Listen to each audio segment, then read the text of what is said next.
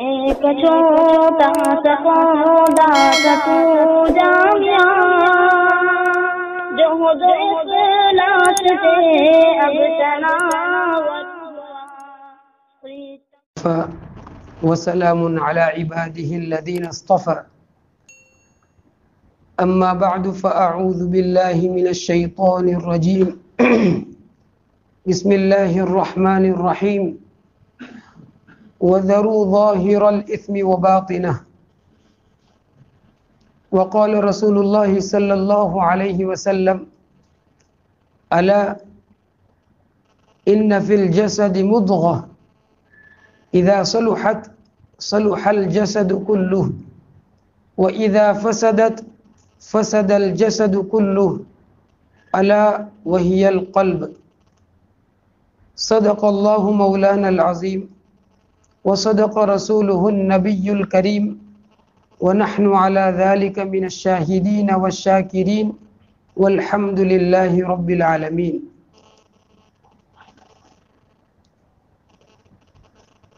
اللهم صل على سيدنا ومولانا محمد وعلى آل سيدنا ومولانا محمد وبارك وسلم۔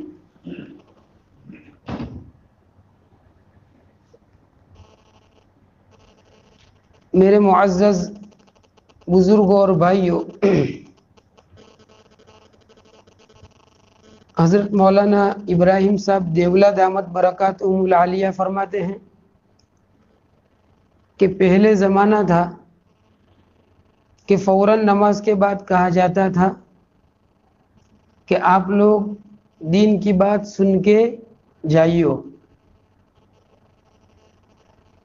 اور اب تو ماحول ہو گیا، لہٰذا پہلے اطمینان کے ساتھ نماز پڑھو، سنت پڑھو، نفل پڑھو، پھر اطمینان کے ساتھ دین کی بات سنو۔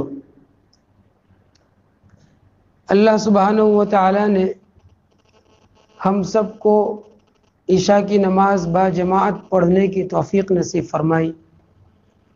یہ اللہ سبحانہ و تعالی کا بے پایاں کرم اور احسان ہے۔ اور پھر ہمیں مسجد میں بٹھایا، اور مسجد کیا ہے؟ تمام روئے زمین پر اگر پوچھا جائے کہ سب سے بہترین جگہ کون سی ہے، اور یہ سوال کیا گیا، تو فرمایا کہ پوری روئے زمین پر اگر سب سے بہتر کوئی جگہ ہے تو وہ اللہ کی مسجدیں ہیں۔ اور سب سے بدتر جگہ کون سی ہے؟ تو کہا کہ سب سے بدتر جگہ بازار ہے۔ تو اللہ سبحانہ و تعالی نے ہم سب کو نماز کے بعد بہترین جگہ پر بٹھایا، دین کی بات کہنے اور سننے کے لیے۔ یہ محض اللہ رب العزت کا کرم اور احسان ہے، اور اس کی محبت کا یہ کرشمہ ہے کہ ہم سب یہاں دین کی نسبت پر جمع ہیں۔ بہت بڑے بزرگ گزرے ہیں ہمارے، حضرت مولانا رشید احمد صاحب گنگوہی نور اللہ مرقدہ، یہ دارالعلوم دیوبند کے بھی سرپرست تھے، اور مظاہر علوم سہارنپور جو مدرسہ ہے اس کے بھی سرپرست تھے۔ تو حضرت نے فرمایا، ان سے کسی نے کہا کہ حضرت ہم اللہ کا ذکر کرتے ہیں، لیکن وہ ذکر کرتے ہیں صرف زبانی ہوتا ہے، ذکر کرتے وقت ہمارا دھیان نہیں ہوتا۔ یعنی کہنے کا مطلب یہ تھا کہ ایسے ذکر سے کیا فائدہ کہ صرف ہماری زبان چلتی ہو، ہمارا دھیان کہیں اور ہو۔ تو حضرت نے ایک جملہ فرمایا، کیسی تربیت فرمائی؟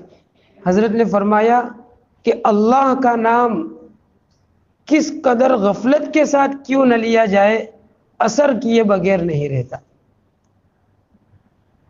اور حضرت گنگوئی رحمۃ اللہ علیہ کے پیر حضرت حاجی امداد اللہ صاحب مہاجر مکی رحمۃ اللہ علیہ، ان کو کسی مرید نے لکھا کہ حضرت میں ذکر کرتا ہوں لیکن میری زبان صرف چلتی ہے، میرا دل حاضر نہیں ہوتا، تو حضرت نے فرمایا کہ اللہ کا شکر ادا کرو کہ اللہ تعالیٰ نے تمہارے ایک عضو کو اپنی یاد میں مشغول رکھا، یعنی زبان کو اپنی یاد میں مشغول رکھا۔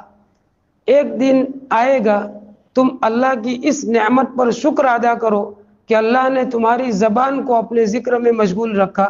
اس شکر کی برکت سے انشاءاللہ دل بھی اللہ کی یاد میں مشغول ہو جائے گا، اس لیے کہ اللہ تعالیٰ کا فرمان ہے لئن شکرتم لازیدنکم، اگر تم شکر گزاری کرو گے ہم نعمتوں میں ضرور اضافہ فرمائیں گے۔ تو اللہ سبحانہ و تعالیٰ نے ہم سب کو دین کی بات کہنے اور سننے کے لیے جمع فرمایا، یہ کوئی معمولی بات نہیں ہے، اللہ کی خاص نگاہ ہم پر ہے، اور اللہ کی ہمارے ساتھ ایک محبت ہے کہ جس محبت کا یہ نتیجہ ہے کہ ہم اللہ کی نسبت پر نماز کے بعد مسجد میں جمع ہوئے ہیں۔ ہمیں چاہیے کہ سچے دل سے اللہ کے حضور میں ہم شکر بجا لائے، اور میں نے آپ کے سامنے آیت پڑھی لئن شکرتم لازیدنکم، کہ جو شکر گزاری کرے گا اللہ تعالیٰ نعمتوں میں اضافہ فرمائیں گے، اور اللہ تعالیٰ فرماتے ہیں وَلَئِن كَفَرْتُمْ إِنَّ عَذَابِي لَشَدِيدٌ، اگر تم ناشکری کرو گے تو پھر میرا عذاب بڑا سخت ہے۔ یہاں بھی مفسرین نے عجیب نکتہ لکھا ہے کہ اللہ تعالیٰ نے فرمایا اگر تم شکر گزاری کرو گے، یعنی اللہ تعالیٰ کی کوئی نعمت تم پر ہوئی اور تم نے اس پر اللہ کا شکر ادا کیا، تو اللہ تعالیٰ تمہاری نعمتوں میں اضافہ فرمائیں گے، اور بہت تاکید کے ساتھ مضبوطی کے ساتھ فرمایا۔ لیکن اللہ کتنے کریم ہے کہ جب کوئی بندہ اللہ کی نعمتوں کی ناشکری کرتا ہے تو اللہ رب العزت یہ بھی تو فرما سکتے تھے کہ اگر تم ناشکری کرو گے تو میں تمہیں ضرور بھی ضرور عذاب دوں گا۔ جس طرح شکر گزاری پر یہ فرمایا کہ تم شکر گزاری کرو گے تو میں تمہیں ضرور نعمت دوں گا، ویسے یوں بھی تو فرما سکتے تھے کہ اگر تم ناشکری کرو گے تو میں ضرور تم کو عذاب دوں گا، لیکن اللہ تعالیٰ نے یوں نہیں فرمایا، بلکہ اپنی ایک شان ظاہر فرما دی کہ اگر تم ناشکری کرو گے تو میرا عذاب بڑا سخت ہے، میں چاہوں تو تم کو عذاب میں مبتلا کروں اور میں چاہوں تو تمہیں معاف کر دوں۔ یہ اللہ کی شان کریمی ہے۔ اس لیے یہ محفلیں جو دین کی نسبت پر قائم ہوتی ہے یہ کوئی معمولی چیز نہیں ہوا کرتی، یہ اللہ کا خاص انعام ہوا کرتا ہے۔ دل سے ہمیں اللہ کا شکر ادا کرنا چاہیے کہ اللہ تعالیٰ نے ہمیں ایسی مبارک محفل میں بٹھایا۔ دوستو اور بزرگوں، اس ایک بات کے بعد دوسری بات یہ ہے کہ اللہ سبحانہ و تعالیٰ نے ہم سب کو اس دنیا میں ایک زندگی لے کر کے بھیجا ہے۔ جو بھی اس دنیا میں آتا ہے اس کو ایک نہ ایک دن اس دنیا کو خیر بات کہنا ہے، اس دنیا سے رخصت ہونا ہے۔ کتنے لوگ ہیں جو گزشتہ سال ہمارے گاؤں میں تھے، ہمارے پڑوس میں تھے، لیکن آج وہ ہمارے ساتھ نہیں ہے، اور یہ چکر چلتا رہتا ہے۔ دنیا میں لوگ آتے رہتے ہیں اور اپنا وقت پورا کر کے اس دنیا سے رخصت ہو جاتے ہیں۔ تو ایک سوال ہے کہ کیا دنیا بس اسی طرح آنے اور جانے کا نام ہے؟ نہیں دوستو بزرگوں، دنیا میں انسان آتا ہے تو ایک مقصد والی زندگی لے کر کے آتا ہے، اور وہ مقصد والی زندگی کیا ہے؟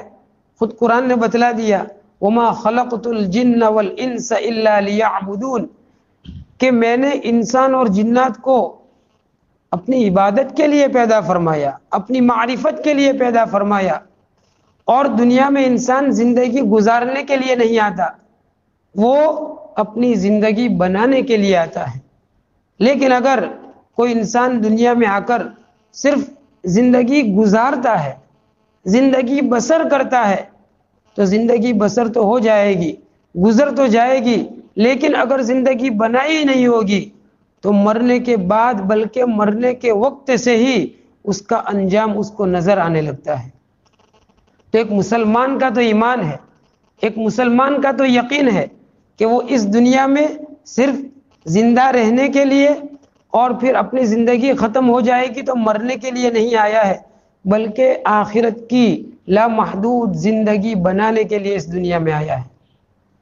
اور اسی بات کو امت تک پہنچانے کے لیے، لوگوں تک پہنچانے کے لیے، انسانوں تک پہنچانے کے لیے اللہ سبحانہ و تعالیٰ نے انبیاء کرام علیہم الصلاۃ والتسلیم کا بہت لمبا سلسلہ جاری فرمایا۔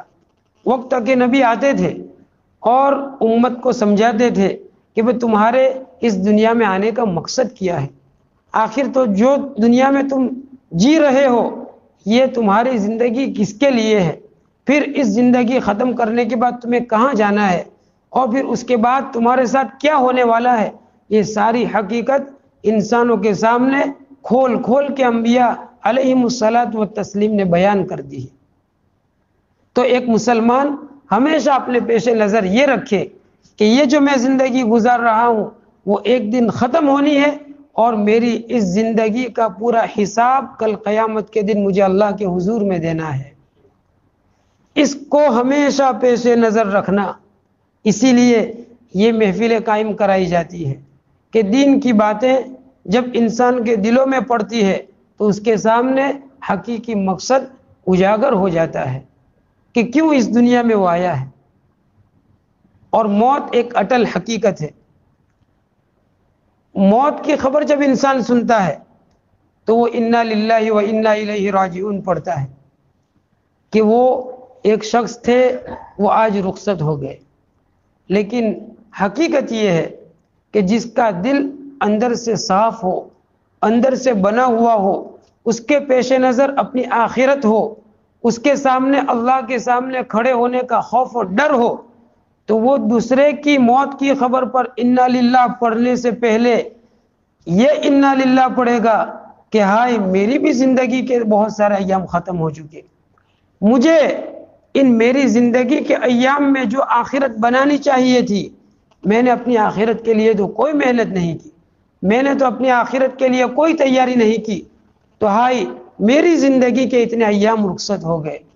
اس لیے سب سے پہلے تو اس کو اپنی ذات پر انا للہ پڑھنا چاہیے کہ میری ذات اس دنیا میں آنے کے بعد کتنا نعمتوں سے لطف اندوز ہوتی رہی، لیکن آخرت کے لیے میں نے جو تیاری کرنا چاہیے تھی وہ مجھ سے نہیں ہوئی، تو میری پچھلی زندگی پر میں انا للہ پڑھتا ہوں۔ اس لیے جب کسی کی موت کی خبر سنے تو اس وقت انسان کو اپنی آخرت یاد آنی چاہیے۔ دوستو اور بزرگوں، اس سے پہلے کہ اعلان ہو کہ آج فلانا نہیں رہا، اس لیے میرے معزز بھائیوں، ضرورت کی ہے کہ ہم یہ زندگی میں آنے کا اپنا مقصد سمجھیں کہ ہم دنیا میں کیوں آئے ہیں۔ آدمی اپنا مقصد سمجھتا ہے اور اس کے لیے عمل کرتا ہے، اور دوسرا آدمی اپنا مقصد نہیں سمجھتا، عمل نہیں کرتا، تو یہ نہ سمجھو کہ اس کی زندگی نہیں گزر رہی ہے، اور منٹ اور سانس تو چلتے رہتے ہیں، وہ کبھی ختم ہوتے نہیں ہے، وہ چلتے ہی رہتے ہیں، یعنی وہ رکتے نہیں ہے، اور یہ سرمایہ پاس ہے۔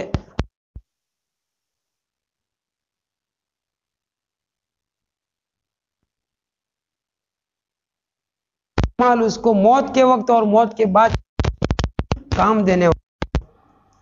اس لیے قرآن پاک میں بے شمار آیتیں اللہ رب العزت نے اسی مضمون کو اجاگر کرتے ہوئے بیان فرمائی کہ تم اپنی زندگی کے مقصد کو سمجھو کہ ایک دن تمہیں اس دنیا سے رخصت ہونا ہے۔ کل نفس ذائقۃ الموت وانما توفون اجورکم یوم القیامہ فمن زحزح عن النار وادخل الجنة فقد فاز وما الحیاۃ الدنیا الا متاع الغرور، کہ ہر نفس کو موت کا مزہ چکھنا ہے۔ کل نفس ذائقۃ الموت، اور پھر موت آئے گی تو معاملہ ختم ہونے والا نہیں ہے۔ تم نے اس دنیا کی زندگی میں جو کچھ کیا ہوگا، اچھا ہوگا یا برا ہوگا، توفون اجورکم، تم کو ضرور بھی ضرور تمہارا پورا پورا بدلہ دیا جائے گا یوم القیامہ، قیامت کے دن۔ اس لیے کوئی یہ سمجھے کہ بس ہم زندگی میں آئے اور ہم نے زندگی بسر کر لی اور مر مرا گئے، مٹی ہو گئے، بات ختم ہو گئی، اگر یہ بات ہے تو پھر کافر اور مسلمان میں کوئی فرق نہیں۔ بنیادی فرق کافر اور مسلمان میں یہ ہے کہ وہ آخرت کی زندگی کو مانتے نہیں ہے، اور ہمارا تو ایمان ہی ہے کہ مرنے کے بعد ہی ہماری زندگی شروع ہوگی۔ تو اللہ تعالیٰ فرماتے ہیں کہ ہر نفس کو موت کا مزہ چکھنا ہے، اور صرف موت پر بات ختم نہیں ہوگی، تمہاری اس دنیا کی زندگی میں کی کرائی ساری چیزیں اللہ کے حضور میں پیش کی جائے گی، اور تمہیں ان تمام چیزوں کا حساب دینا ہوگا، اور پھر تمہارے ان کیے کرائے کا اللہ تعالیٰ پورا بدلہ دے گا۔ پھر کیا ہوگا؟ اگر اچھے کام کیے ہوں گے، اگر نیک اعمال کیے ہوں گے، اپنی زندگی سنت و شریعت کے مطابق گزاری ہوگی، تو پھر اللہ رب العزت جنت میں اس کو بھیجیں گے۔ اور فرمایا فمن زحزح عن النار، جس آدمی کو جہنم سے بچا لیا گیا، وادخل الجنہ، اور جنت میں داخل کر دیا گیا، در حقیقت یہی آدمی کامیاب ہے۔ قرآن کے اعتبار سے کامیاب وہ ہے کہ جس کو کل قیامت کے دن جنت میں بھیج دیا گیا اور جہنم سے بچا لیا گیا۔ اللہ تعالیٰ فرماتے ہیں یہی کامیاب ہے۔ آج ہر آدمی کی سوچ یہ ہے، ہر آدمی کی فکر یہ ہے کہ میں کامیاب ہو جاؤں۔ ایک کسان ہے، وہ کھیتی کیوں کرتا ہے؟ کامیابی کے لیے۔ اور کھیتی میں کامیابی کیا ہے؟ کہ بہتر سے بہتر آمدنی ہو اور میرے پاس پیسے آئے۔ ایک آدمی فوراً اپنے بیٹے کو بھیجتا ہے، اور کامیابی کیا سمجھتا ہے؟ کہ میرا بیٹا وہاں سیٹ ہو جائے، اس کو گھر مل جائے، اور وہاں کا پاسپورٹ مل جائے، اور وہاں کی ساری سہولتیں مل جائے، تو باہر بھیجنے والا یوں سمجھتا ہے کہ میں میرے بیٹے کو بھیج کر کامیاب ہو گیا۔ اسی طرح آپ کسی فیلڈ میں ہوتے جائیے، ایک آدمی اسکول جاتا ہے، کامیاب ہونے کا مطلب یہ ہے کہ میں پاس ہو جاؤں، مجھے ڈگری مل جائے، مجھے نوکری مل جائے۔ تو ہر فیلڈ کی ایک کامیابی ہے۔ اس دنیا کی زندگی سے کامیاب ہونے والا آدمی کون ہے؟ وہ کامیابی مرنے کے بعد معلوم ہوگی۔ اگر جنت کا داخلہ مل گیا اور جہنم سے محفوظ ہو گیا تو یہ آدمی حقیقت میں کامیاب ہے۔ اس لیے کہ دنیا کا کتنا ہی کامیاب ہونا مل جائے، لیکن موت کے اوپر وہ ختم ہو جائے گا، موت کے اوپر وہ زیرو ہو جائے گا، اس کے بعد تو معاملہ ختم۔ لیکن موت کے بعد کی ہمیشہ کی زندگی جو آنے والی ہے، اس میں جو کامیاب ہے وہ حقیقت میں کامیاب ہے۔ اس لیے کہ اس کے بعد دو ہی مرحلے ہیں، یا تو ہمیشہ کا سکھ ہوگا، یا پھر ہمیشہ کا دکھ ہوگا۔ آج دنیا میں کوئی آدمی کتنا بھی دکھی ہو، اس کو کیسی ہی بیماری لگ جائے، 50 سال سے وہ بیڈ پر ہو، لیکن ایک وقت آئے گا، موت آئے گی، یہ دنیا کی تکلیف ختم ہو جائے گی۔ اور اگر اس کا خاتمہ ایمان پر ہوا ہے تو اس کو یوں محسوس ہوگا کہ میں نے دنیا میں شاید ایک گھڑی گزاری ہو۔ تو یہ دنیا کی کتنی ہی مشقت ہو، کتنی ہی تکلیف ہو، کتنی ہی مصیبت ہو، لیکن موت پر ختم ہو جائے گی۔ اسی طرح ایک آدمی کو دنیا کا بہت سارا عیش ملا ہے، بہت سارا مال و دولت ملا ہے، بہت ساری زمین جائیداد ہے، بچے ہیں اور پورا خاندان ہے، اور اس کا ایک وٹ ہے، ایک پروٹوکول ہے اس کا، لیکن بیمار ہوتا ہے۔ بیماری کے بعد ڈاکٹر کہہ دیتے ہیں کہ بس آپ کا وقت ختم ہو گیا ہے۔ پھر اس کے سامنے اس کی مال و دولت کا تذکرہ کرو، اس کے سامنے اس کی جوانی کی تصویر لاؤ جس میں وہ بہت زور و شور کے ساتھ اپنے لاؤ لشکر کے ساتھ آگے بڑھتا تھا۔ یہ ساری چیزیں اس کے سامنے لاؤ، اس کو دیکھنے کے لیے بھی وہ تیار نہیں ہوگا، بلکہ آنکھوں سے آنسو بہائے گا کہ ہائے میری زندگی کہاں گزر گئی۔ وہ عیش و عشرت ساری کی ساری آج کیا ہو گئی؟ دیر ہو گئی، اور اس کو ایسا لگے گا کہ گویا میں نے تو کوئی زندگی ہی نہیں گزاری۔ دوستو اور بزرگوں، یہ احوال جو ہوتے ہیں اس سے عبرت حاصل کر کے اپنی زندگی کو بنانے کی ضرورت ہے۔ اسی لیے عقل مند کس کو کہا گیا؟ الکیس من دان نفسہ وعمل لما بعد الموت۔ عقل مند وہ انسان ہے کہ جو اپنے نفس کو پہچانے، اپنی ذات کو پہچانے، اور موت کے بعد کی زندگی کی تیاری کرے۔ یہ ہے عقل مند انسان۔ آج ہم عقل مند کس کو کہتے ہیں؟ کہ جو پیسہ کمانا زیادہ جانتا ہو۔ عقل مند کس کو کہتے ہیں؟ کہ جو بازار میں چالاکی زیادہ جانتا ہو۔ اور چالاکی کس کو کہتے ہیں؟ کہ 25 کی چیز لوگوں کو 50 میں دیتا ہو، اور اچھی چیزوں کے ساتھ بری چیز ملا کر دے دیتا ہو، تو کہتا ہے فلاں تو بہت چالاک ہے، فلاں تو بہت عقل مند ہے کہ 2 نمبر کی چیز 1 نمبر میں کر کے بیچ دیتا ہے اور پیسے کماتا ہے۔ دوستو اور بزرگوں، یہ سب سے زیادہ بیوقوف ہے، سب سے زیادہ بیوقوف ہے، اس لیے کہ یہ اپنی آخرت کا سودا کر رہا ہے۔ جو آدمی کسی کو دھوکہ دیتا ہے، جو آدمی جھوٹ بول کے اپنے سامان کو بیچتا ہے اور 2 پیسے ظاہر میں کماتا ہے اور اپنے آپ کو عقل مند اور چالاک سمجھتا ہے، در حقیقت سب سے زیادہ بیوقوف ہے، اس لیے کہ یہ اپنی قبر کا سودا کر رہا ہے، اس لیے کہ اپنے مرنے کے بعد کی زندگی کا سودا کر رہا ہے، اپنی جنت کو بیچ کر جہنم خرید رہا ہے۔ آج دنیا اس کو عقل مند کہتی ہے، لیکن در حقیقت عقل مند وہ نہیں کہ جو چالاکی کے ساتھ لوگوں کو دھوکہ دے کر دنیا کماتا ہے۔ عقل مند وہ ہے کہ جو 2 پیسے میں سماحت کر کے، 2 پیسے میں اپنے بھائی پر رحم کر کے چیز سستی دے دیتا ہے اور اپنی آخرت بنا لیتا ہے۔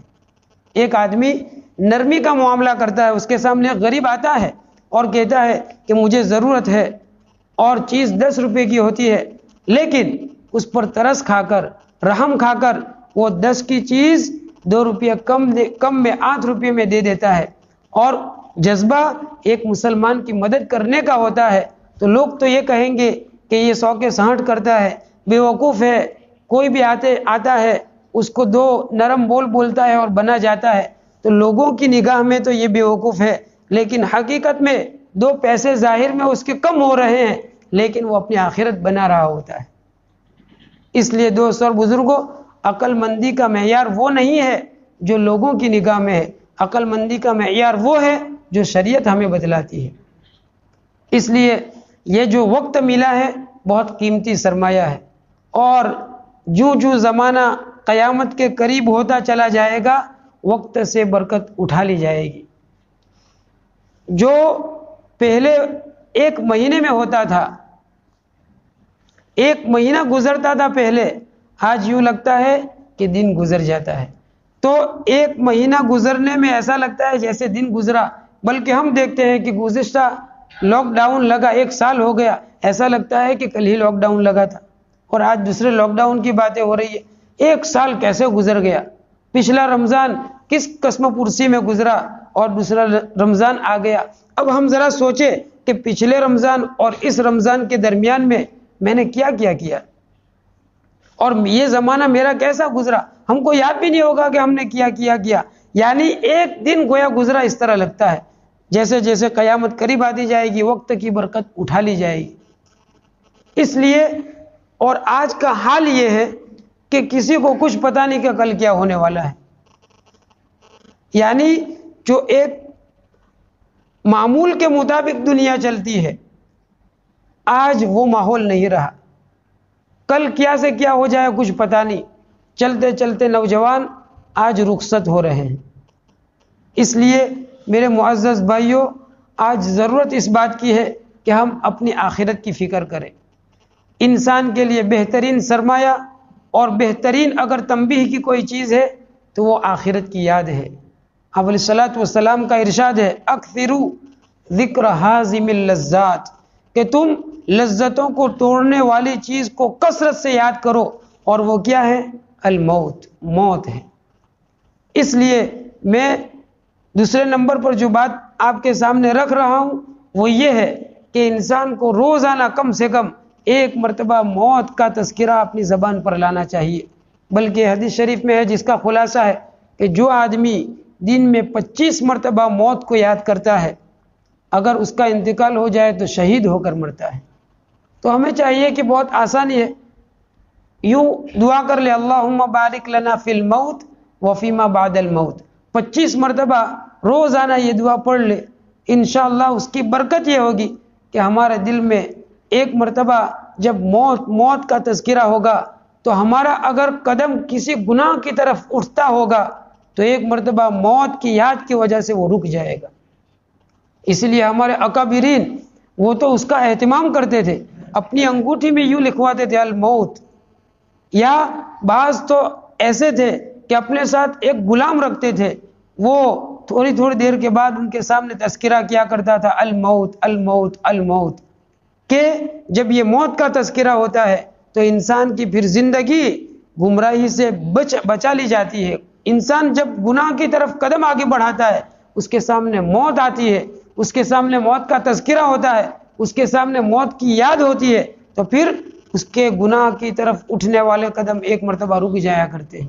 اس لیے ضرورت اس بات کی ہے کہ جب ہمارے سامنے یہ ندا آتی ہے کہ فلاں آج مر گیا، آج فلانے کا انتقال ہو گیا، تو آج بہت کثرت سے جب یہ آوازیں آتی ہیں تو بہت کثرت کی وجہ سے آج انسان کے دل پر اس کا اثر بھی ختم ہو گیا۔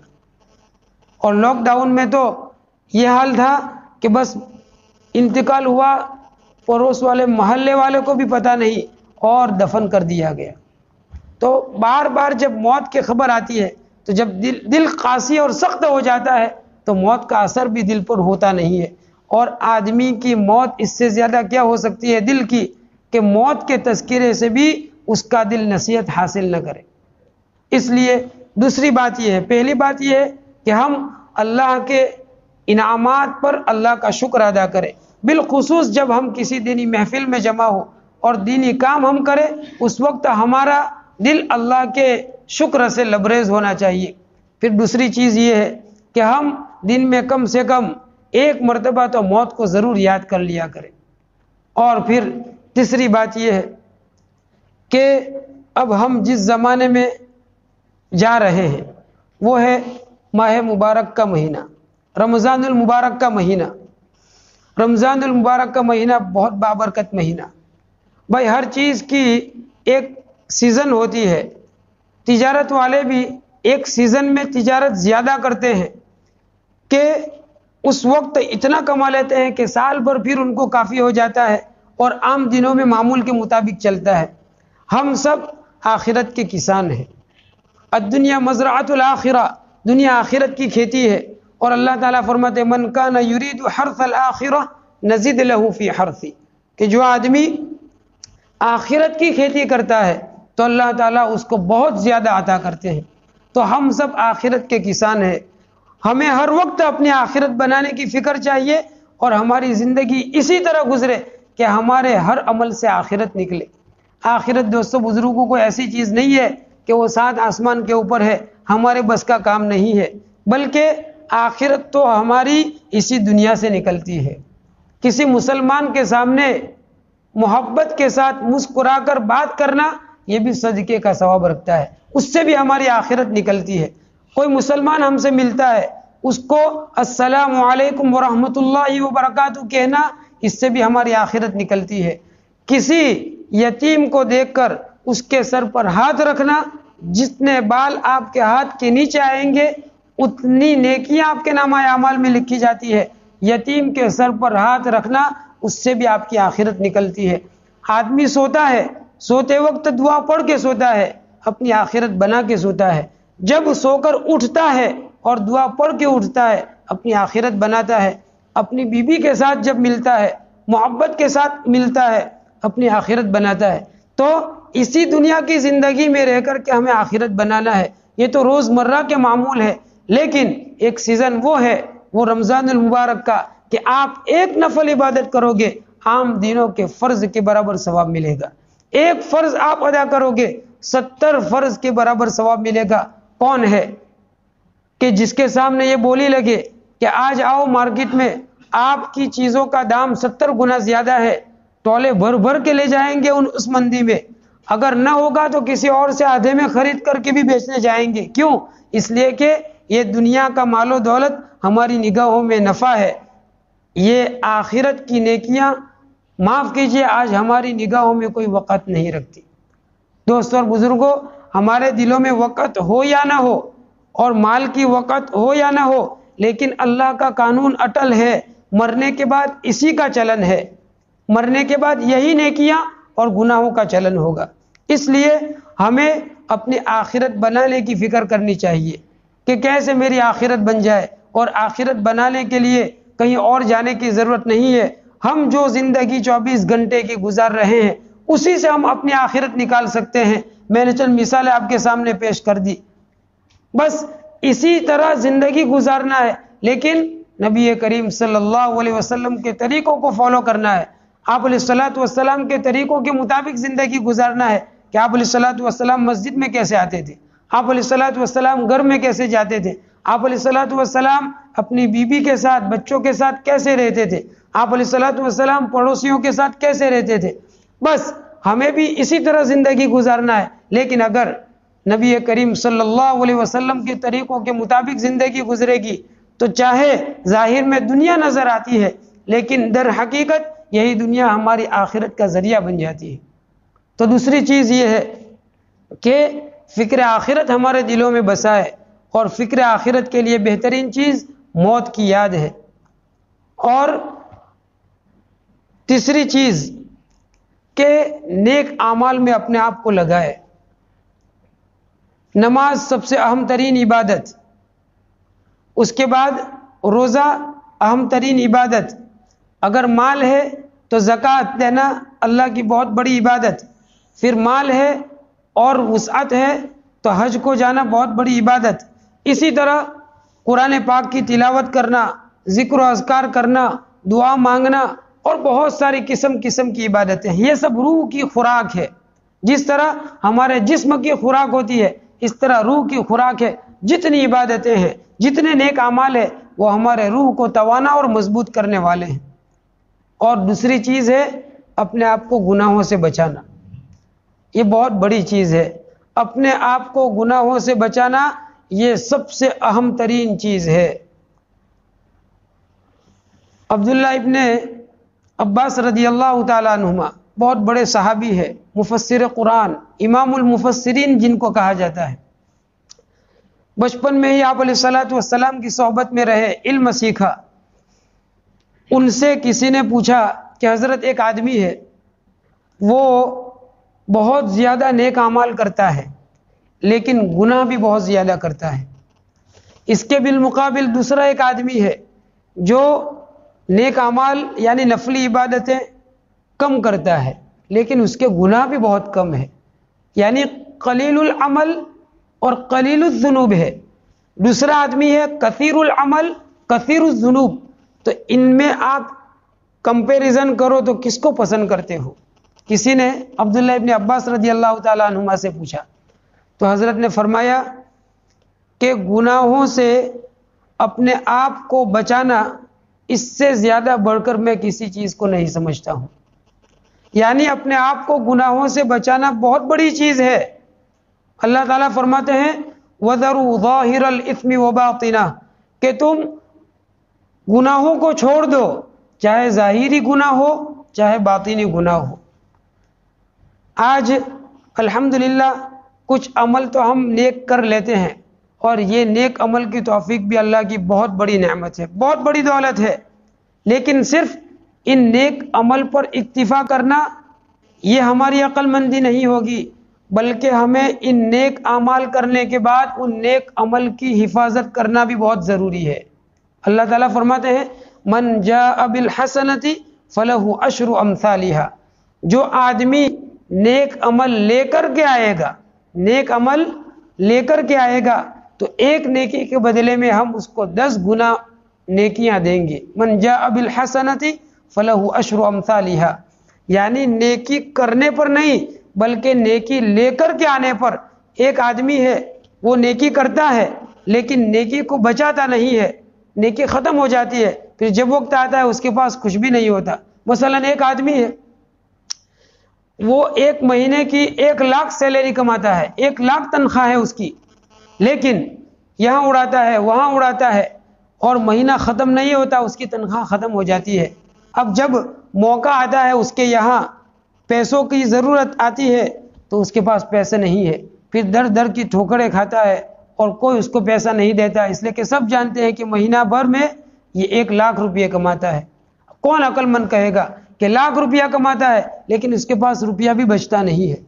اسی طرح ہم نیک اعمال تو کرتے ہیں لیکن نیک اعمال کر کے جو نیکیاں حاصل کی ہے ان نیکیوں کی حفاظت کرنا بھی بہت ضروری ہے۔ اور وہ نیکیوں کی حفاظت کیسے ہوگی؟ اس لیے کہ نیکی جن چیزوں سے ختم ہو جاتی ہے ان چیزوں سے اپنے آپ کو بچانا ہوتا ہے، اور وہ کیا ہے؟ اپنے آپ کو گناہوں سے بچانا۔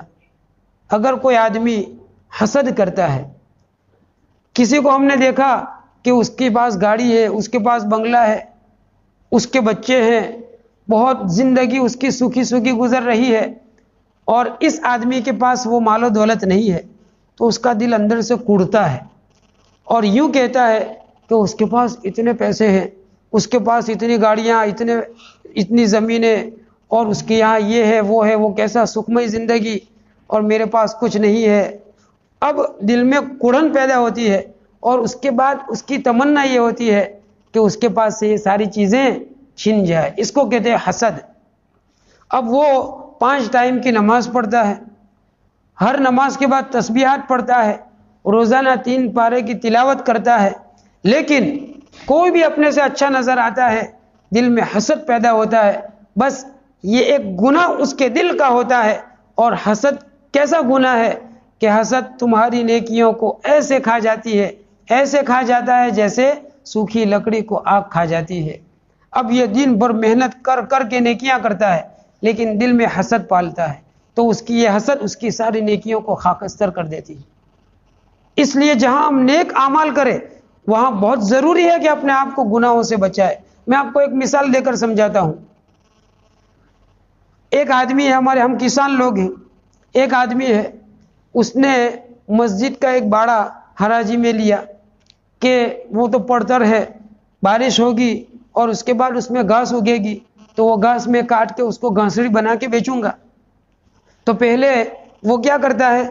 بارش آتی ہے اس سے پہلے باڑ لگا دیتا ہے تاکہ جانور اس میں گھس نہ جائے اور گھاس کو خراب نہ کرے۔ اس نے 2-4 مزدور کیے اور پوری باڑ لگا دی، محفوظ کر لیا۔ پھر بارش ہوئی، بارش کے بعد بڑی گھاس ہو گئی۔ اس کے بعد جب پانی ختم ہو گیا، سیزن ختم ہو گیا، گھاس سوکھنا شروع ہو جاتی ہے، گھاس سوکھ گئی۔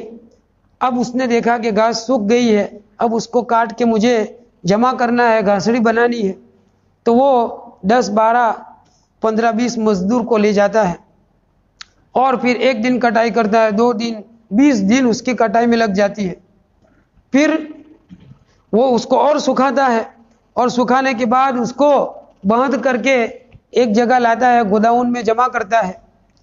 اس طرح اس کے 2-3 مہینے گزر جاتے ہیں، اور اس نے اس طرح کر کے 1 لاکھ پوری گھاس کی جمع کی۔ اب اس 1 لاکھ پوری جمع کرنے کے پیچھے اس کی کتنی محنتیں لگی، کتنی مزدوری لگی، کتنی تگ و دو کے بعد اس نے اتنا سارا مال جمع کیا۔ اب اگر یہ آدمی یہاں گوداؤن میں لا کر رکھ کر کے چھوڑ دے، وہاں سے بجلی کا تار جا رہا ہے، وہ اس میں چنگاری لگ سکتی ہے، اس نے اس کی کوئی پرواہ نہیں کی۔ وہاں چھوٹے چھوٹے بچے کھیل رہے ہیں، کبھی ماچس لے کر جاتے ہیں، اس کو روکنے کی اس نے کوئی پرواہ نہیں کی۔ ایک دن ایسا ہوا کہ ایک بچہ، وہ پڑوس میں ہی نہر جاتی تھی، اس میں نہانے کے لیے گیا، اور وہاں سے باہر نکلا تو اس کو ٹھنڈی لگی۔ اس نے سوچا کہ چلو میں تھوڑا آگ سلگا کر کے اپنے بدن کو گرم کر لوں۔ ایک ماچس کی دیا سلائی سے اس نے آگ جلائی۔ اب ایک ہوا کا جھونکا آتا ہے اور آگ کی چنگاری اس گھاسڑی میں لگنا شروع ہو جاتی ہے۔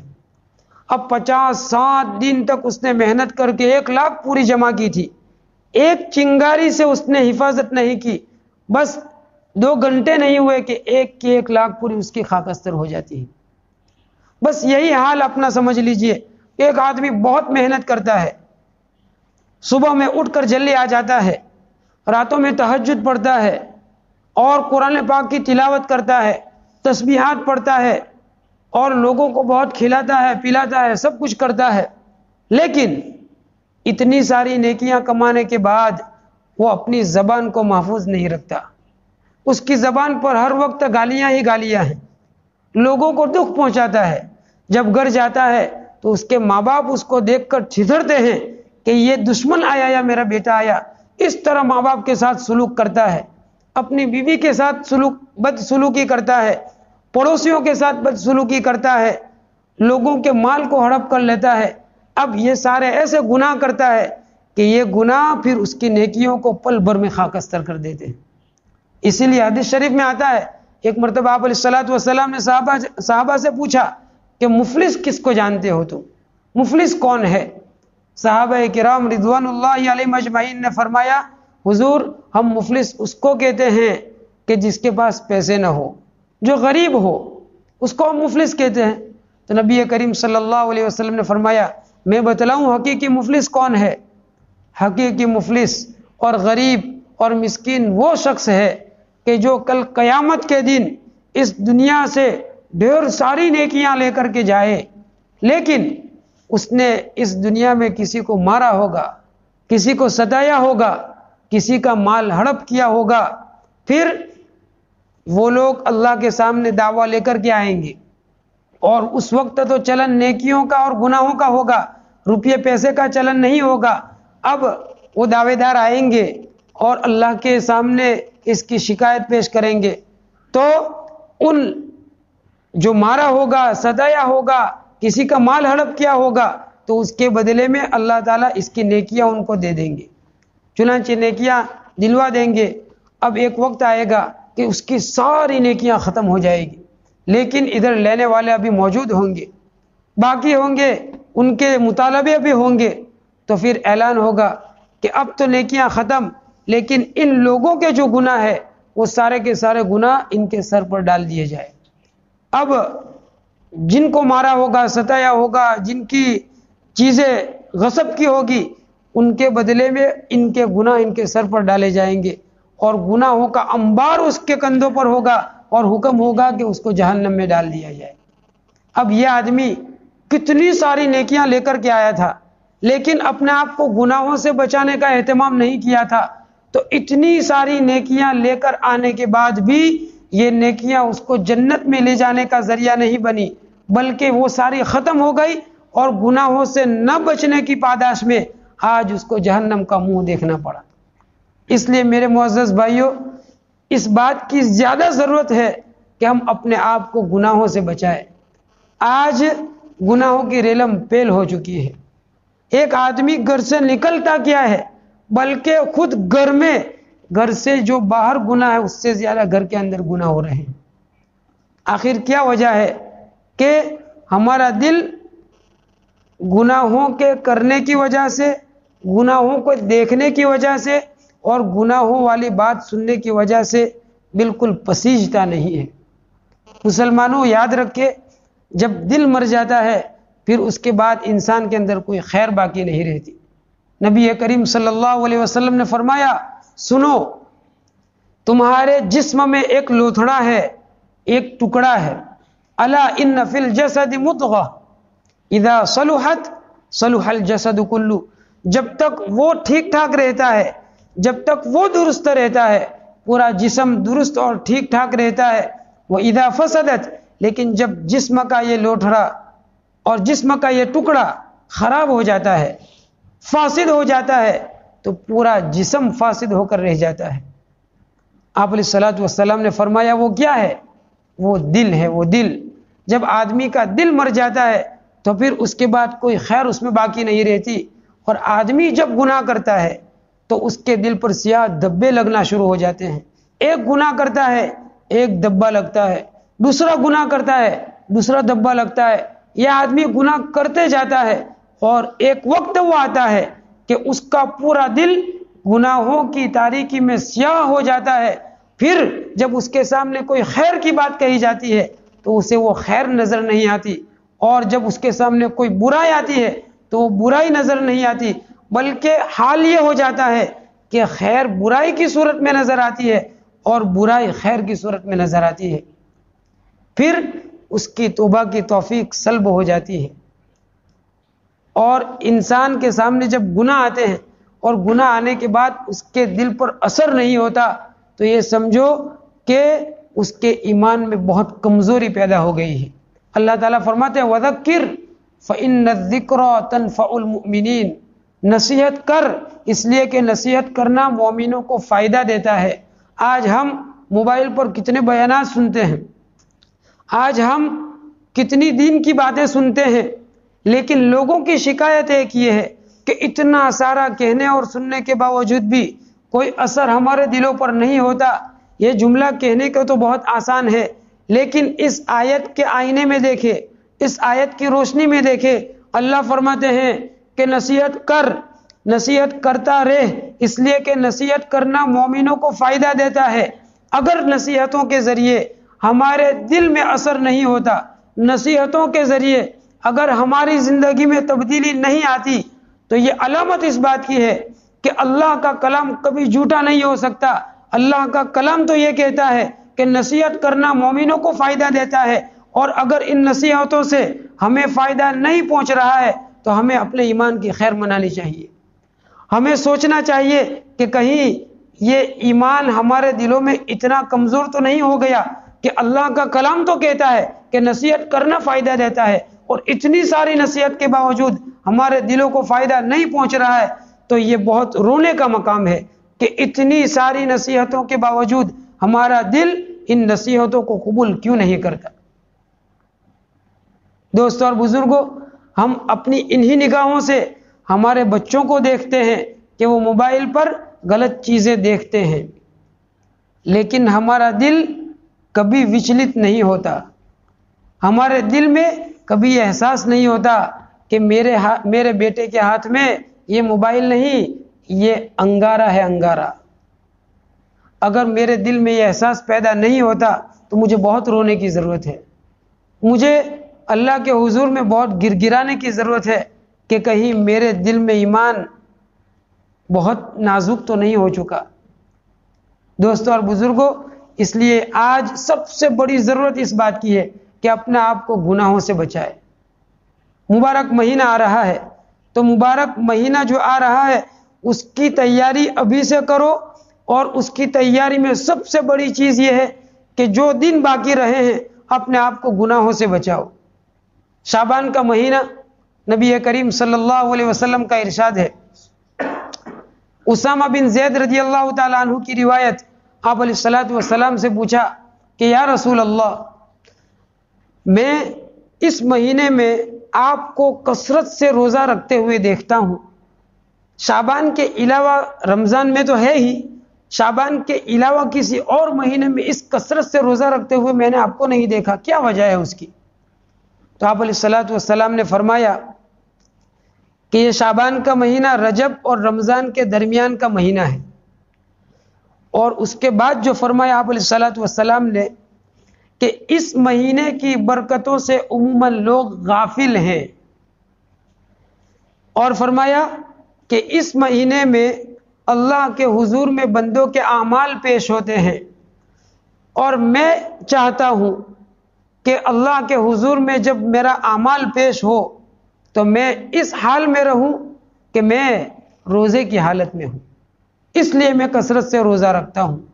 دیکھو اس حدیث شریف میں آپ علیہ الصلوۃ والسلام نے فرمایا کہ شعبان کے مہینے میں عموماً لوگ غافل رہتے ہیں، اور شعبان کے مہینے کی برکت کیا ہے؟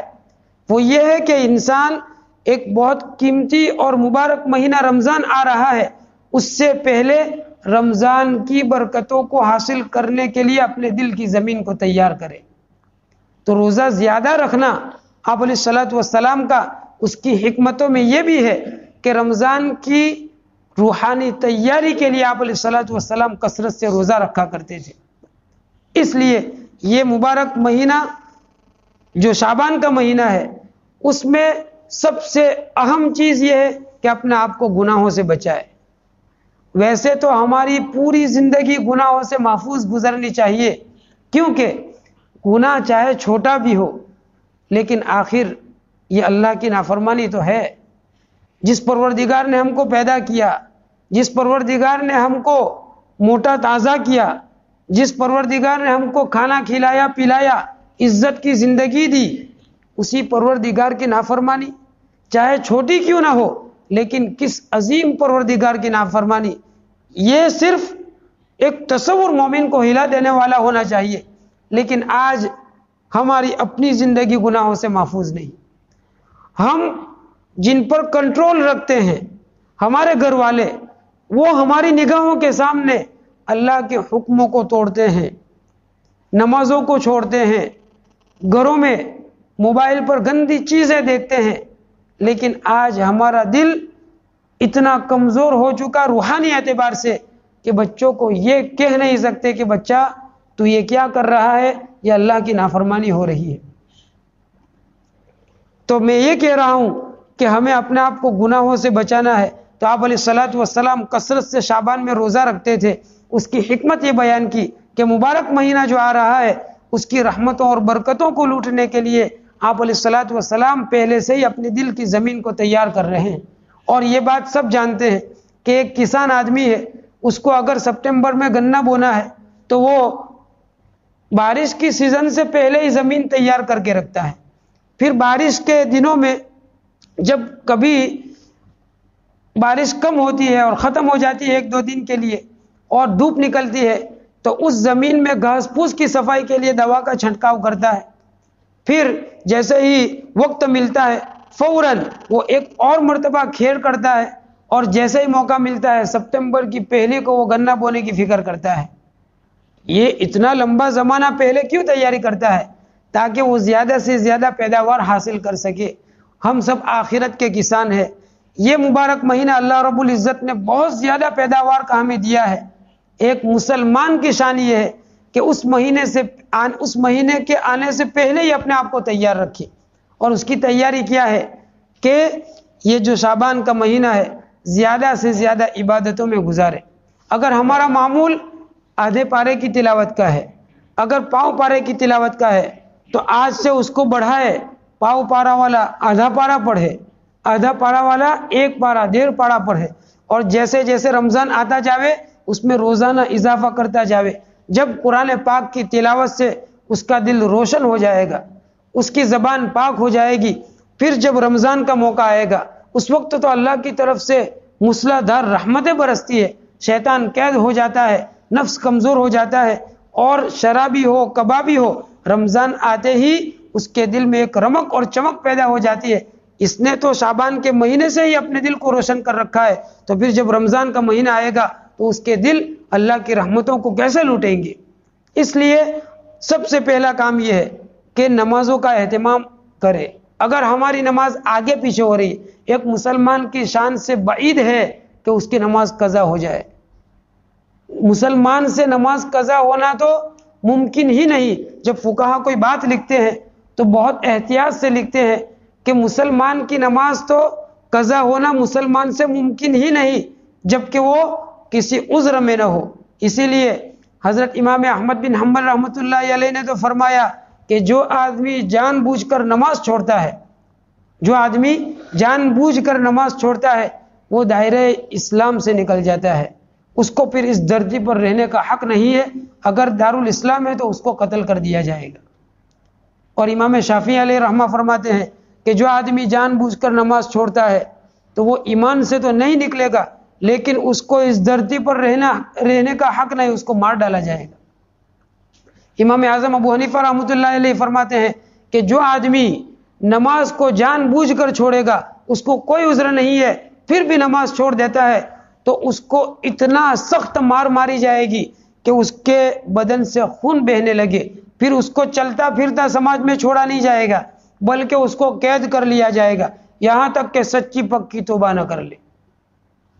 بلکہ خود نبی کریم صلی اللہ علیہ وسلم قربان جائیے کتنے مشفق، کتنے مہربان۔ اللہ تعالیٰ فرماتے ہیں لقد جاءکم رسول من انفسکم عزیز علیہ ما عنتم حریص علیکم بالمؤمنین رؤوف الرحیم۔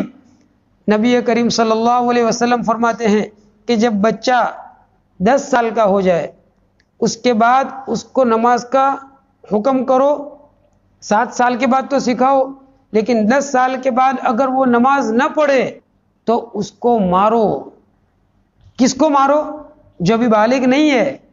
مارنے کا مطلب یہ نہیں کہ ڈھول ڈھباٹے، مارنے کا مطلب یہ کہ تنبیہ کرو اور چھوٹی سی ایک لکڑی سے اس کو تنبیہ کر دو۔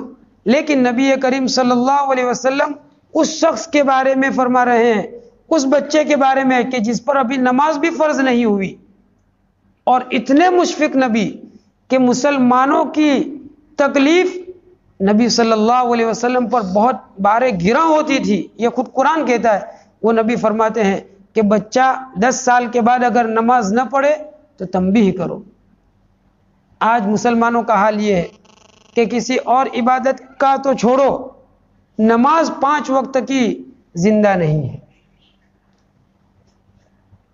یہ ایمان بہت قوی چیز ہے، لیکن ایمان اعمال صالحہ کے ساتھ جب ہوگا تو پھر اس کا اثر اس دنیا کی زندگی میں ظاہر ہوگا۔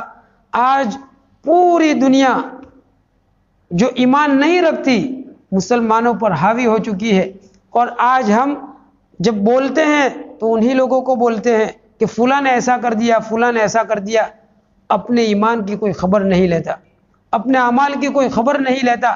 ورنہ یہ ایمان اتنی مضبوط پونجی اور اتنا مضبوط سرمایہ ہے کہ یہی ایمان کے ساتھ صحابہ جب نکلتے تھے تو پوری دنیا ان کے قدموں میں گرا کرتی تھی۔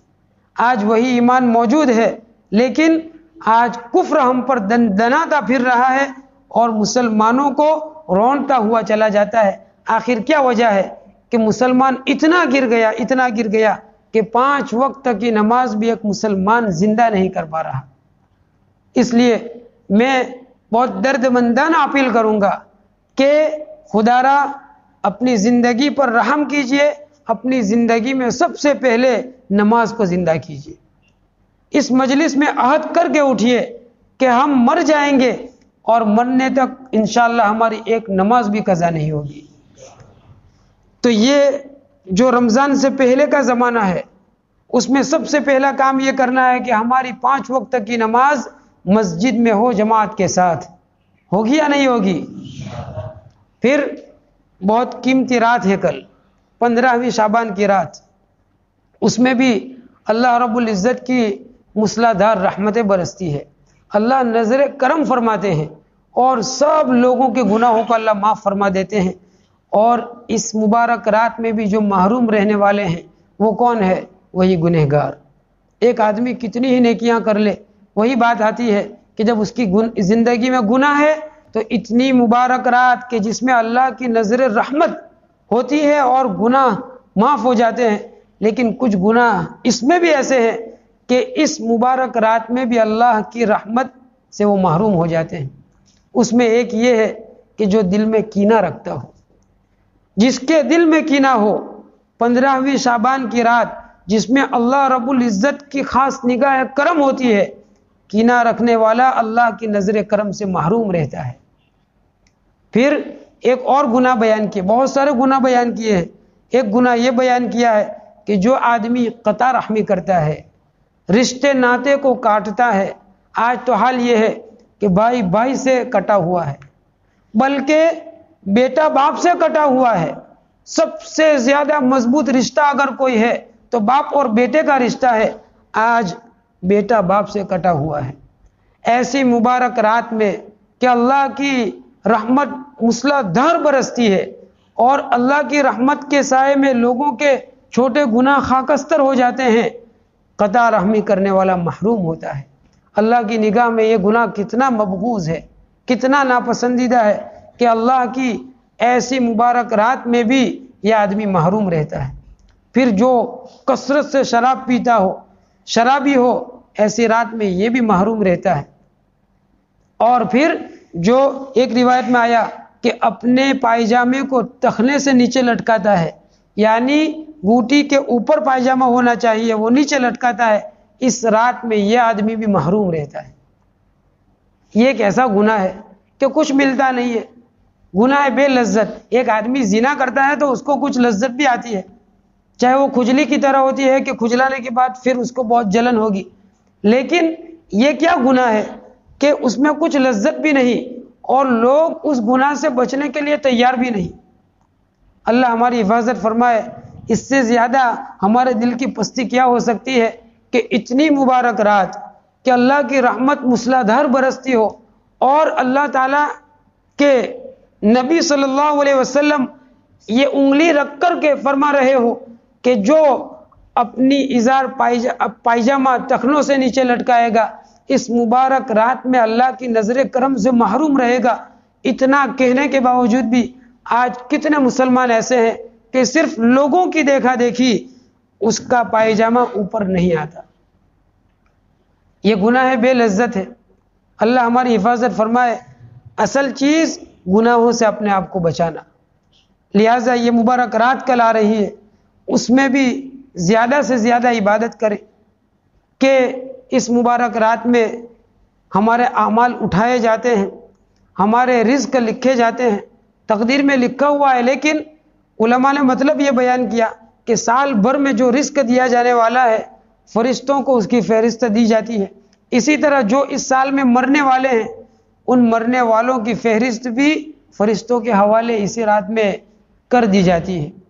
تو ہم اتنے مبارک ایام میں چل رہے ہیں، لیکن پھر بھی اگر غافل رہ کر کے وہی رفتار بے دھنگی، گناہوں والا ماحول، گناہوں والی زندگی، تو پھر آخر کب موقع آئے گا کہ ہم اللہ کے حضور میں ہاتھ اٹھا کر کہہ سکے کہ اللہ ہمیں معاف فرما.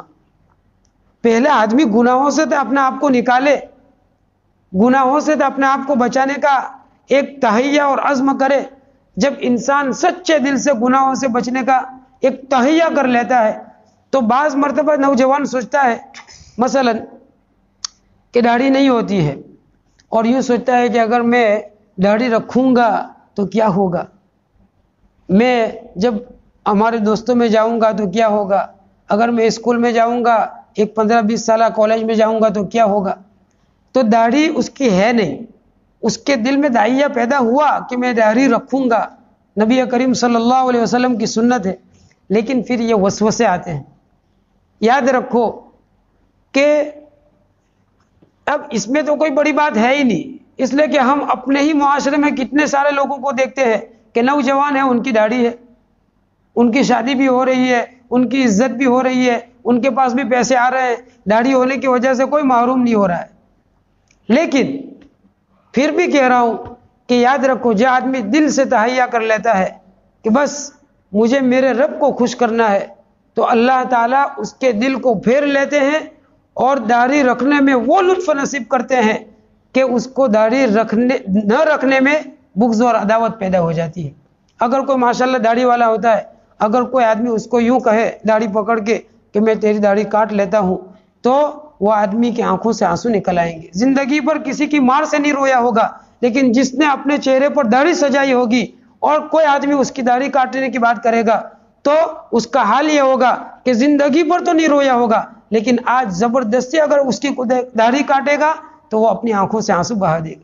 آخر کیا وجہ ہے کہ ایک ہمارا دل بھی ہے، ایک ان کا دل بھی ہے، تو اس کا دل داڑھی کٹنے پر روتا ہے، آج ہمارا دل داڑھی رکھنے کے لیے آمادہ نہیں.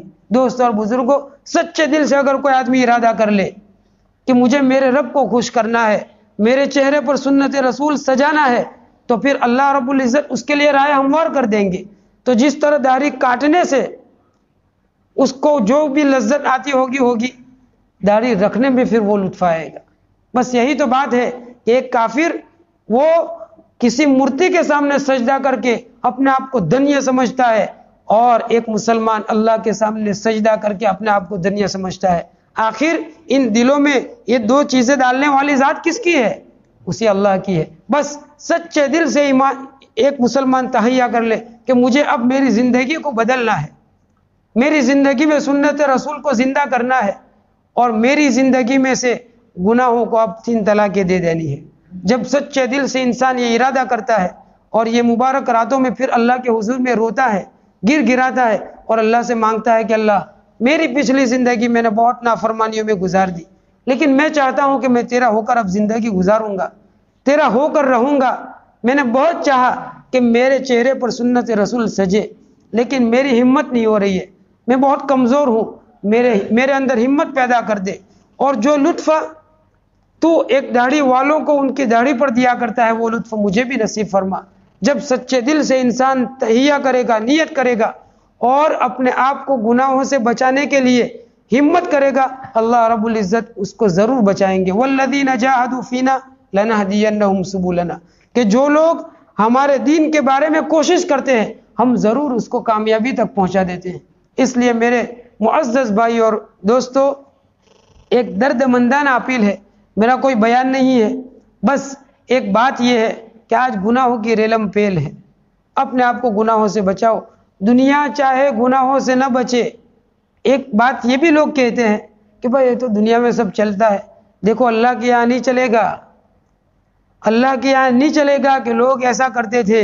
اللہ کے یہاں تو یہی چلے گا کہ میرا حکم یہ تھا، چاہے دنیا کچھ بھی کرے میرا حکم یہ تھا، تو نے میرے حکم پر عمل کیا یا نہیں کیا.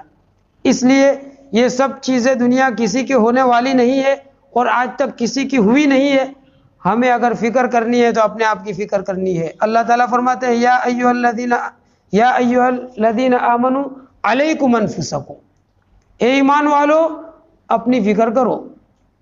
دنیا چاہے کچھ بھی ہو جاوے، دنیا کا کچھ ہو جانا تم کو نقصان نہیں پہنچائے گا. تم اپنی فکر کرو. مرنا ہمیں ہے، قبر میں ہمیں جانا ہے، اللہ کے حضور میں ہمیں کھڑا ہونا ہے، سوال کا جواب ہمیں دینا ہے، کوئی ہمارے ساتھ آنے والا نہیں ہے. دنیا کے خاطر ہم اللہ کی نافرمانی کرتے ہیں، وہی دنیا لات مار کے ہمیں پھینک دے گی، پھر اسی اللہ کا منہ دیکھنا ہے.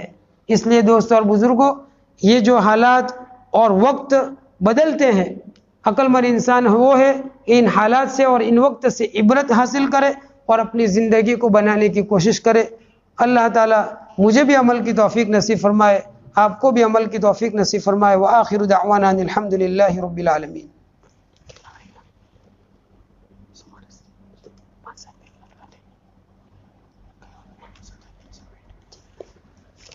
دعا کر لیجیے. بسم اللہ الرحمن الرحیم.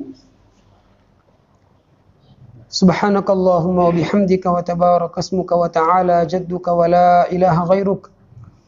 ربنا ظلمنا أنفسنا وإن لم تغفر لنا وترحمنا لنكونن من الخاسرين. ربنا آتنا في الدنيا حسنة وفي الآخرة حسنة وقنا عذاب النار وأدخلنا الجنة مع المتقين مع الأبرار يا عزيز يا غفار يا أرحم الراحمين. ربنا ظلمنا أنفسنا وإن لم تغفر لنا وترحمنا لنكونن من الخاسرين. لا إله إلا أنت سبحانك إني كنت من الظالمين. رب اغفر وارحم وأنت الأعز الأكرم. اللهم اهدنا واهد بنا واجعلنا سببا لمن اهتدى.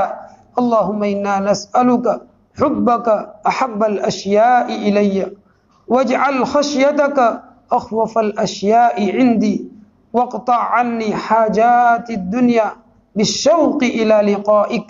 وإذا أقررت أعين أهل الدنيا من دنياهم فأقرر عيني من عبادتك يا أرحم الراحمين يا أرحم الراحمين يا أرحم الراحمين يا أكرم الأكرمين يا ذا الجلال والإكرام.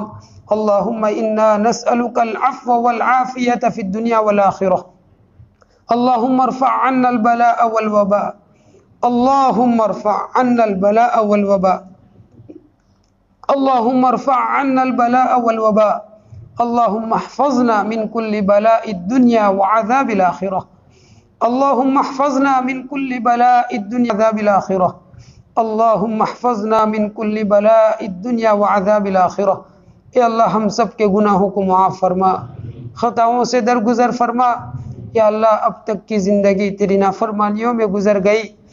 جن کاموں کو کرنے کا حکم دیا ان کو بجا نہیں لائے، جن سے روکا انہی کا ارتکاب کرتے رہے. تیرا دیا ہوا رزق کھا کھا کر گناہوں میں رچے اور بسے رہے. اے پاک پروردگار، ہماری زبان اس قابل نہیں کہ تیرے حضور میں کوئی سوال کر سکے، اور یہ ہاتھ اس قابل نہیں کہ تیرے دربار میں اٹھائے جا سکے. لیکن یا اللہ تیرے در کے علاوہ بھی تو کوئی در نہیں. یا اللہ تو رحم فرما، ہماری مغفرت فرما. اے اللہ جب بندہ مغفرت چاہتا ہے تو خوش ہو کر فرشتوں سے کہتا ہے کہ میرا بندہ جانتا ہے کہ اس کے گناہوں کو میرے سوا کوئی معاف کرنے والا نہیں. یقیناً اے ہمارے رب، ہمارے گناہوں کو آپ کے سوا کوئی معاف کرنے والا نہیں ہے. یا اللہ تو معاف فرما دے. اگر تو نے معاف فرما دیا تو یا اللہ ہمارا کام بن جائے گا. یا اللہ ہمارا بیڑا پار ہو جائے گا، ہماری نیا پار لگ جائے گی.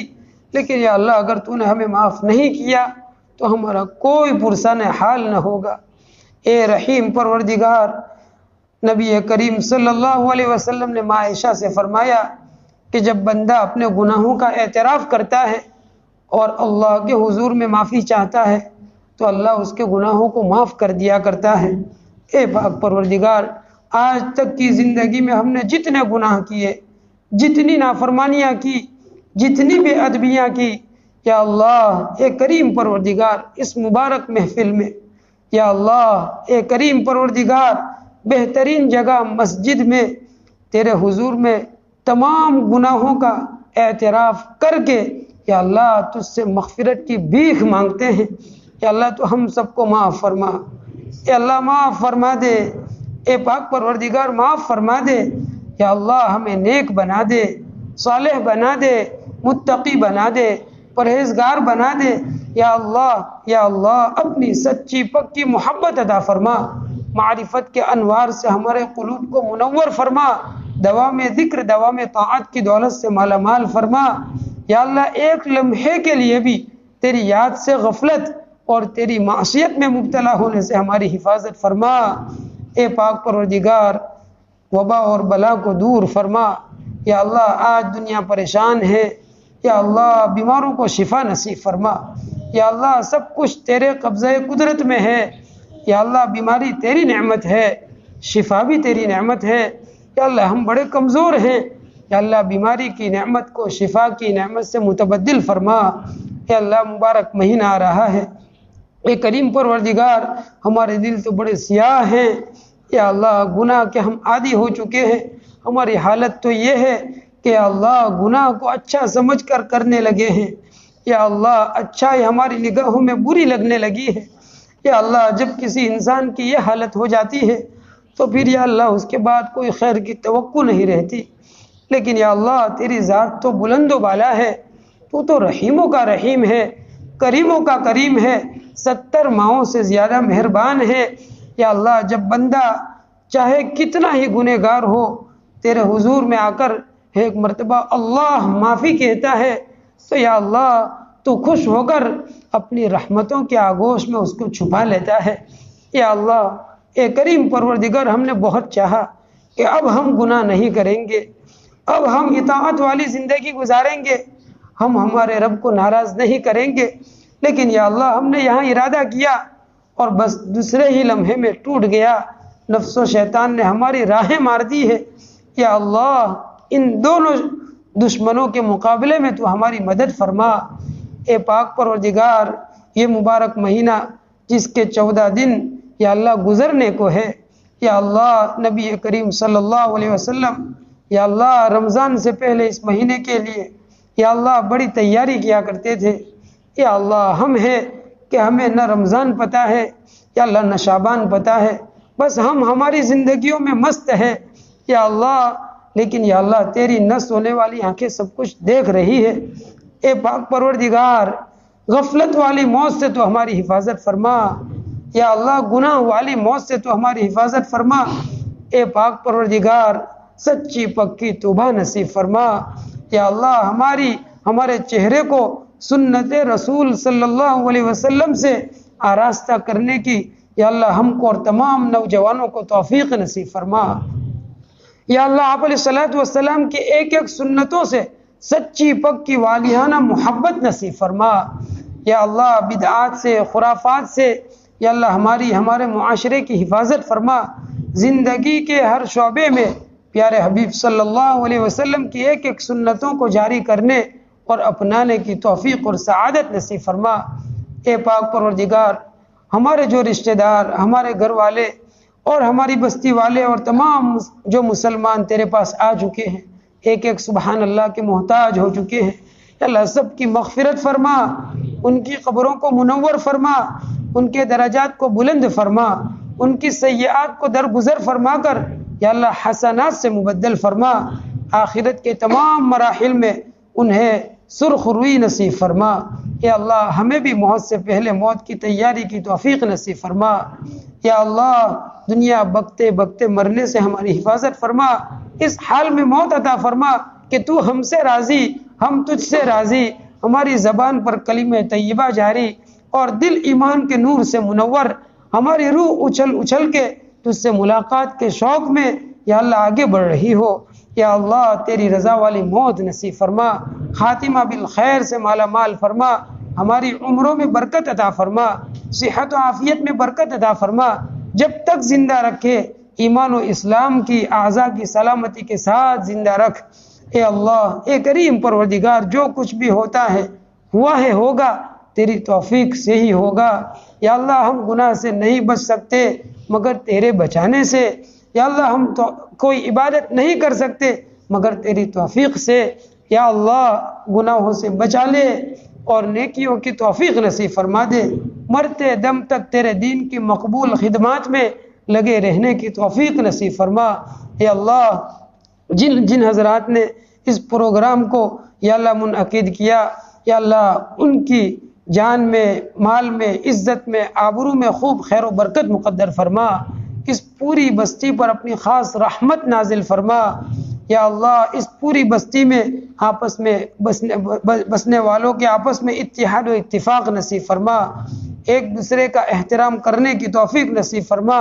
یا اللہ اے کریم پروردگار، یہاں دین کے داعی شہدائی پیدا فرما، مبلغین پیدا فرما، ہر گھر میں یا اللہ تیرے ذکروں کو زندہ فرما، ایک گھر میں یا اللہ قرآن پاک کی تلاوت کو زندہ فرما، یا اللہ مسجد کو آباد کرنے والے بنا دے، یا اللہ 100% نمازی بنا دے، تمام مسلمانوں کو 100% نمازی بنا دے، نمازوں کا خشوع و خضوع نصیب فرما، نمازوں کا لطف نصیب فرما، یا اللہ عقائد حقہ ہمیں نصیب فرما، علوم نافعہ نصیب فرما، یا اللہ معاشرت کا حسن نصیب فرما، اخلاق کی بلندی نصیب فرما، معاملات کی صفائی نصیب فرما، ہماری اولادوں کی حفاظت فرما۔